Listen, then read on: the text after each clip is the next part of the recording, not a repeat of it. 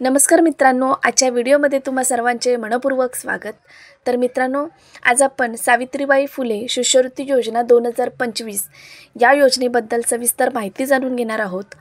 तर या योजनेचा लाभ कोणाला मिळणार आहे, पात्रता काय असणार आहेत, अटी कोणत्या आहेत, या योजनेचा अर्ज कशा प्रकारे करायचा आहे, कागदपत्रे कोणती लागणार आहेत, या योजनेचा फायदा कोणाला होणार आहे, याची सविस्तर माहिती आपण या व्हिडिओच्या मार्फत पाहणार आहोत।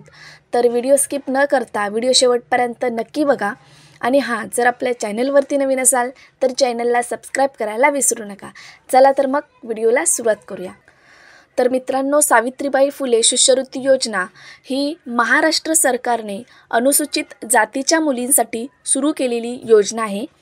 या योजनेचा मुख्य उद्देश मुलींना शिक्षणासाठी प्रोत्साहन देणे आहे। प्रत्येक मुलगी शिक्षण घेऊन उच्च पदावर गेली पाहिजे, प्रत्येक मुलीला प्राथमिक शिक्षण घेता आले पाहिजे व मुलीचे शाळेतील गळतीचे प्रमाण कमी करण्यासाठी ही योजना राबवण्यात आली आहे। सावित्रीबाई फुले शिष्यवृत्ती योजना ही फक्त मुलींसाठीच आहे। अनुसूचित जाती प्रवर्गातील विद्यार्थिनी जी 5वी ते 7वीच्या वर्गात प्रवेश आहेत व नियमित शाळेत येतात अशा विद्यार्थिनींना सावित्रीबाई फुले शिष्यवृत्ती योजनेचा लाभ हा मिळणार आहे।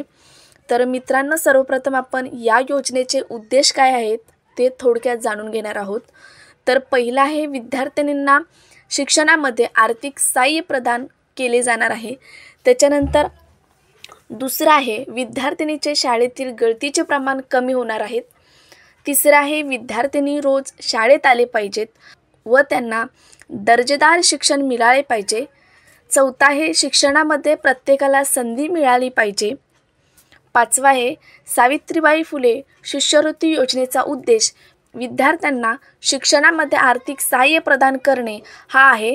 विशेषतः ही शिष्यवृत्ती आर्थिकदृष्ट्या दुर्बल घटकातील विद्यार्थ्यांसाठी आहे, जेणेकरून त्यांना शिक्षणामध्ये अडथळा येऊ नये आणि ते उच्च शिक्षण घेऊ शकतील। या शिष्यवृत्तीमुळे विद्यार्थ्यांना शिक्षणाची संधी मिळते, शिक्षणात प्रगती होते आणि सामाजिक व आर्थिक स्थिती सुधारण्यास मदत होते। हा या योजनेचा मुख्य उद्देश आहे। त्याच्यानंतर या योजनेसाठी काय पात्रता असणार आहे ते जाणून घेऊया। तर विद्यार्थिनी मुलगी असावी आणि ती अनुसूचित जाती प्रवर्गातील असावी। दुसरा आहे, उत्पन्न मर्यादा नाही आहे। तिसरा आहे, विद्यार्थी महाराष्ट्राचा रहिवासी असणे आवश्यक आहे। चौथं, विद्यार्थ्यांनी सरकारी शाळा किंवा सरकारी अनुदानित शाळांमध्ये शिक्षण घेतलेले असावेत। विद्यार्थिनी वर्षभरात अनुत्तीर्ण झाल्यास ती वर्ग उत्तीर्ण होईपर्यंत पात्र नाही। त्याच्यानंतर दुसऱ्या हप्त्यासाठी चालू शैक्षणिक वर्षासाठी उपस्थिती ही 60% अनिवार्य आहे। ही झाली पात्रता। या योजनेचा कोणाला फायदा होणार आहे ते जाणून घेऊया। तर पहिला आहे, लाभार्थी विद्यार्थिनी ही 5वी ते 7वीमध्ये शिक्षण घेत असेल तर दरमहा 60 रुपये असे 10 महिन्याचे 600 रुपये शिष्यवृत्ती म्हणून विद्यार्थिनीला दिली जाणार आहे।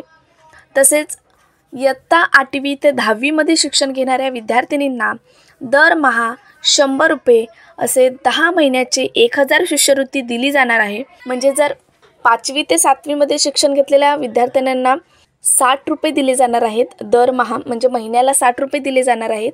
असे 10 महिन्यापर्यंतच ही योजना या योजनेचे पैसे मिळणार आहेत।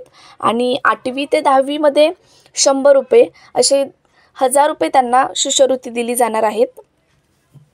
त्याच्यानंतर सर्वात महत्त्वाचे म्हणजे ही योजना फक्त 10 महिन्यासाठीच आहे। 10 महिन्यानंतर या योजनेचा लाभ मिळणार नाही आहे। त्याच्यानंतर या योजनेसाठी कोणती कागदपत्रे लागणार आहेत ते बघूया। तर पहिलं आहे आधार कार्ड, त्याच्यानंतर जातीचे प्रमाणपत्र, तिसरं आहे महाराष्ट्र अधिवास प्रमाणपत्र, त्याच्यानंतर बँकेचे पासबुक, त्याच्यानंतर मागील वर्षी उत्तीर्ण झाल्याचे प्रमाणपत्र, प्रवेश पावती, त्याच्यानंतर 2 पासपोर्ट फोटो, हे सर्व कागदपत्रे असणे आवश्यक आहेत। तर मित्रांनो, सावित्रीबाई फुले शिष्यवृत्ती योजना 2025 ही विद्यार्थिनींच्या शैक्षणिक प्रगतीसाठी एक महत्त्वाची योजना आहे। जर आपण किंवा आपल्या ओळखीतील कोणतीही विद्यार्थिनी या योजनेस पात्र असेल तर हा व्हिडिओ त्यांच्यापर्यंत नक्की शेअर करा आणि या योजनेचा लाभ घ्या. तर मित्रांनो, जर व्हिडिओ आवडला असेल तर व्हिडिओला लाईक करा, शेअर करा आणि चॅनलला सबस्क्राईब करा. धन्यवाद.